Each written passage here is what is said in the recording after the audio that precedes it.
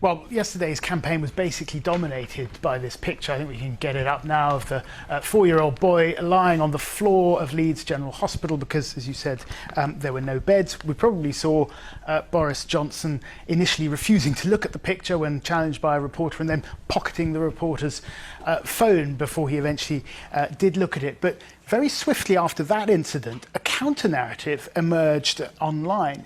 Somebody posted something on Facebook that seemed to be from a friend who is a senior nurse at the Leeds Hospital, and it basically said that the photograph had been posed. The boy shown on the floor by the media was in fact put there by his mother, the post said, who then took photos on her mobile phone before he climbed back onto his trolley. The post said that he'd been treated in paediatric A&E within 20 minutes, and went on to say, I, the poster, am a nurse myself, and I'm so pissed off with fake news. Now, to be clear, Kirsty, this was fake news. The story about the boy on the hospital floor was true. The hospital itself confirmed it and apologised. But this counter-narrative started getting traction online. It was retweeted by Conservative candidates and former MPs and mainstream journalists. So you've actually spoken to the woman who found herself the source of the fake news?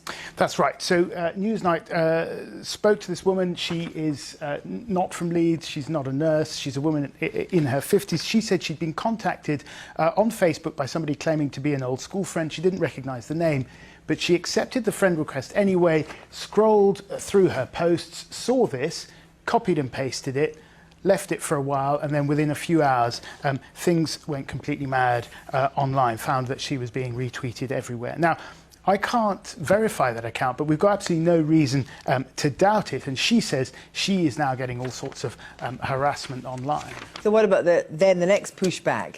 Well, then there was pushback online because people started looking into this woman. Who was she?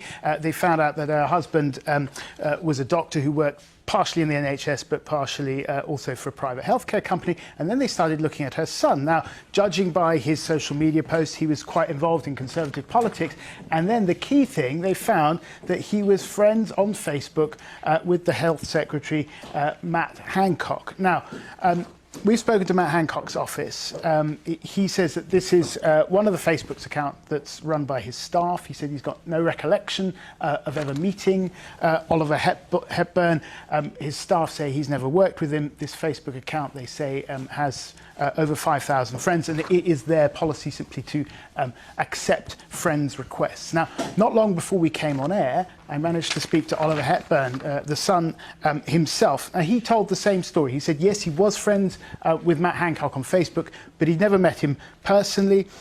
He was involved in Conservative politics, he said, but he had no dealings with the Conservative campaign since this election campaign began. Now, I asked him outright, were you the origin of this fake story? And he categorically denied it. Again, I've got no way of verifying that, but I've got absolutely no reason to doubt his account. All in all, this was a significant piece of disinformation in the campaign. It's not clear who originated it, but it seems very clear that it was designed to cause mischief, and cause mischief it did.